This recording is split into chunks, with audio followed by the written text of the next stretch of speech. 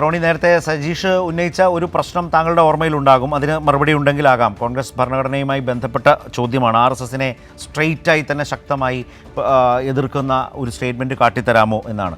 മറുഭാഗത്തുണ്ട്, മുമ്പ് നമ്മൾ പറഞ്ഞില്ല, കാരണം AK ആൻ്റണിയെക്കുറിച്ച് സംസാരിച്ചു. രമേശ് ചെന്നിത്തല CK ഗോവിന്ദൻ നായരുടെ അനുസ്മരണത്തിൽ വളരെ ശക്തമായി മുസ്ലിം ലീഗിനെ വിമർശിക്കേണ്ടി വന്നിട്ടുണ്ട്, 5ാം മന്ത്രിസ്ഥാനവുമായി ബന്ധപ്പെട്ടുണ്ടായത്. അതുപോലെ തന്നെ K മുരളീധരൻ വളരെ ശക്തമായി ആ കാലത്ത് പറഞ്ഞൊരു സ്റ്റേറ്റ്മെൻറ്റിനെ കുറിച്ചും മുഖ്യമന്ത്രി അടക്കം എന്ന് പറഞ്ഞു. ലീഗിൽ നുഴഞ്ഞു കയറിയ തീവ്രവാദികളുടെ സ്വഭാവമാണ് ആ പാർട്ടിയിൽ പ്രകടമാകുന്നത്. K മുരളീധരൻ പറഞ്ഞ ഒരു പശ്ചാത്തലം. അതുപോലെ VD സതീശൻ, മുമ്പ് സൂചിപ്പിച്ചു ഞാൻ, ഈ നിലയിലൊക്കെ മുസ്ലിം ലീഗിനെ വിമർശിക്കുമ്പോഴൊന്നും അത് സമുദായത്തിനെതിരെയാണ്, പറഞ്ഞു തീവ്രവാദികളാണെന്നും പറഞ്ഞു. അതെ, അത് ആര്യാടൻ. അപ്പോൾ ഇത് നിങ്ങൾ പറഞ്ഞാൽ അത് ലീഗിനെതിരെ എന്ന മട്ടിൽ തങ്ങി നിൽക്കും, അത് സമുദായത്തിനെതിരെ എന്നൊരു ചിത്രീകരണം ഉണ്ടാകുന്നില്ല. പക്ഷേ എല്ലാത്തരം വർഗീയതയും ശക്തമായി ചെറുത്തു തന്നെ മുന്നോട്ട് പോകും. അതിനെ തെറ്റിദ്ധരിപ്പിക്കാൻ കോൺഗ്രസ് ശ്രമിച്ചാലും ഈ രീതിയിൽ വിശദീകരിച്ചു പോകാനാണ് മുഖ്യമന്ത്രി ഇന്ന് ശ്രമിച്ചിട്ടുള്ളത്. അതാ നിങ്ങളുടെ എത്ര സ്റ്റേറ്റ്മെൻറ്റുകളാണ് മുഖ്യമന്ത്രി ഇന്ന് ഓർമ്മിപ്പിച്ചത്? റോണി കെ ബേബി, നിങ്ങളുടെ നേതാക്കളുടെ എല്ലാത്തരം വർഗീയതയും ചെറുത്തു തോൽപ്പിച്ചുകൊണ്ട് കേരളത്തിന്റെ മുഖ്യമന്ത്രി മുന്നോട്ട് പോകും. പക്ഷെ 2009 അദ്ദേഹത്തിന്റെ കയ്യ് അബ്ദുൽ നാസർ മദനിയുടെ തോളിലും 2025 അദ്ദേഹത്തിന്റെ കയ്യ് വെള്ളാപ്പള്ളി നടേശന്റെ തോളിലുമാണ് എന്നുള്ള വ്യത്യാസം മാത്രമേ ഉള്ളൂ.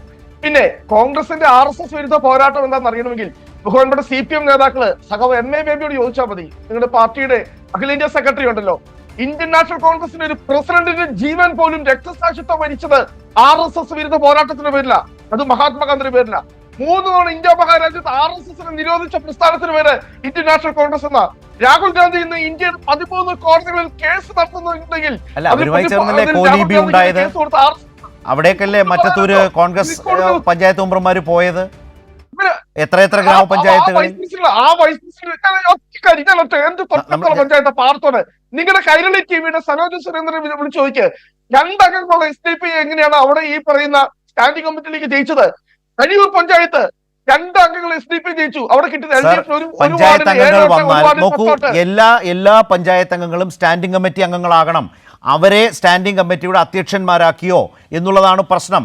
ഇപ്പോൾ ആലപ്പുഴ ജില്ലയിൽ താമരക്കുളം, മാവേലിക്കരയിൽ അവിടെ സംഭവിച്ചെന്താണെന്ന് അറിയോ? അവിടെ SDPIയുടെ അംഗത്തെ കോൺഗ്രസ് സ്റ്റാൻഡിംഗ് കമ്മിറ്റിയുടെ അധ്യക്ഷ സ്ഥാനത്തെത്തിച്ചു. കോൺഗ്രസ്സുകാർ 7 വോട്ട് ചെയ്തിട്ടാണ് സംഭവിച്ചത്. എല്ലാ പഞ്ചായത്ത് അംഗങ്ങളും എല്ലാ സ്റ്റാൻഡിംഗ് കമ്മിറ്റിയിലും വന്നേ പറ്റൂ. അതല്ല, അധ്യക്ഷ സ്ഥാനത്തേക്ക് താമരക്കുളത്ത് അത് സംഭവിച്ചു.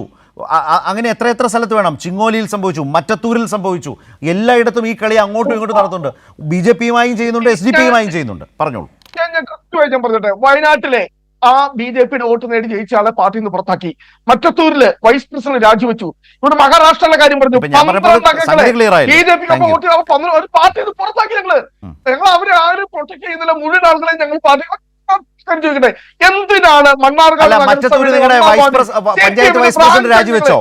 എനിക്കറിയില്ല. 2 ദിവസമായിട്ട് പഞ്ചായത്ത് വൈസ് പ്രസിഡന്റ് രാജിവെച്ചു. പഞ്ചായത്ത് വൈസ് പ്രസിഡന്റ് രാജിവെച്ചു. പ്രസിഡന്റ്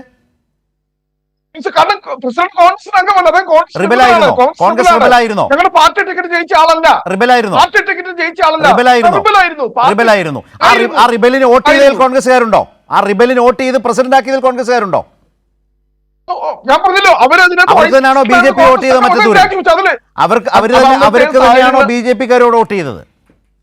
വളരെ കൃത്യമായി തന്നെ അതിന്റെ ഭാഗമെല്ലാം ഞങ്ങൾ ക്ലിയർ ചെയ്തിട്ടുണ്ട്. കോൺഗ്രസിന്റെ അംഗം അവിടെ രാജിവെച്ചു. ഞാൻ ഒരൊറ്റ ചോദ്യം മാത്രം, മണ്ണാർക്കാട് നഗരസഭയുടെ 1ാം വാർഡിൽ അവിടെ CPMന്റെ സ്ഥാനാർത്ഥിക്ക് കിട്ടിയ ഒറ്റ വോട്ട്, ആ ഒറ്റ വോട്ട് കിട്ടിയ ബ്രാഞ്ച് കമ്മിറ്റി അംഗത്തിന് എന്തിനാണ് CPM?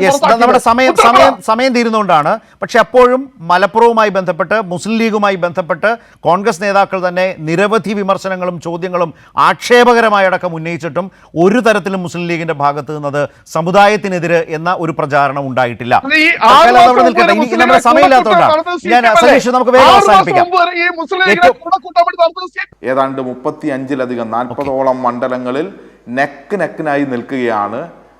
60ഓളം മണ്ഡലങ്ങളിൽ ഇടതുപക്ഷത്തിന് ലീഡുമുണ്ട്. മറ്റുള്ള മണ്ഡലങ്ങൾ കൂടി ഇടതുപക്ഷം, ഈ ശരിയുടെ പക്ഷം മുന്നോട്ട് പോകും. അത് കേരളത്തിൻ്റെ പൊതു ആവശ്യമാണ്. അത് നിങ്ങൾ ഈ വിവാദമുണ്ടാക്കി നിങ്ങളെ സഹായിക്കാൻ കേരളത്തിൽ 5ഓ 6ഓ ചാനലുകളുണ്ട് എന്ന് കരുതി ഇതൊന്നും നടക്കുമെന്ന് കരുതരുത്. പിന്നെ ദയവ് ചെയ്ത് മഹാത്മാഗാന്ധിയെ ഒന്നും കോൺഗ്രസിന്റെ RSS വിരുദ്ധ നിലപാടിനെതിരായി വോട്ട് ചെയ്യരുത്, അതിനുള്ള അവകാശം പോലും ഇന്നത്തെ കോൺഗ്രസിനില്ല. ഞാൻ കേട്ടപ്പോൾ കോൺഗ്രസിന്റെ പ്രസിഡന്റ് എന്നൊക്കെ കേട്ടപ്പോൾ ഞെട്ടിപ്പോയി.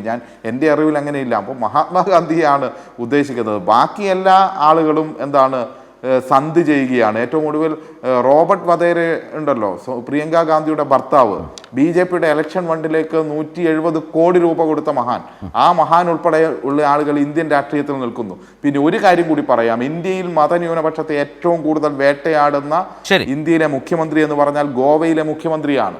ആ മുഖ്യമന്ത്രി പഴയ കോൺഗ്രസിന്റെ നേതാവാണ്. അതായത് ന്യൂനപക്ഷ വേട്ടയ്ക്ക് BJPക്ക് വേണ്ടി ആളെ കൊടുക്കുന്ന പണിയാണ് നിങ്ങൾ എടുത്തുകൊണ്ടിരിക്കുന്നത്. കേരളത്തിൽ ഉടനീളം സംഭവിച്ചുകൊണ്ടിരിക്കുന്ന അതാണ്.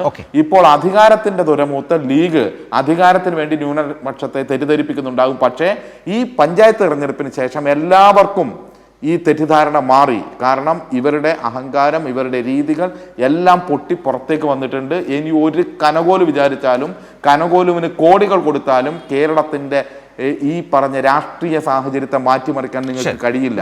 അതിനുള്ള സാക്ഷരതയും ബോധവും എന്താണ് വൈജ്ഞാനിക തലത്തിലുള്ള അറിവും എല്ലാം കേരളത്തിനുണ്ട്.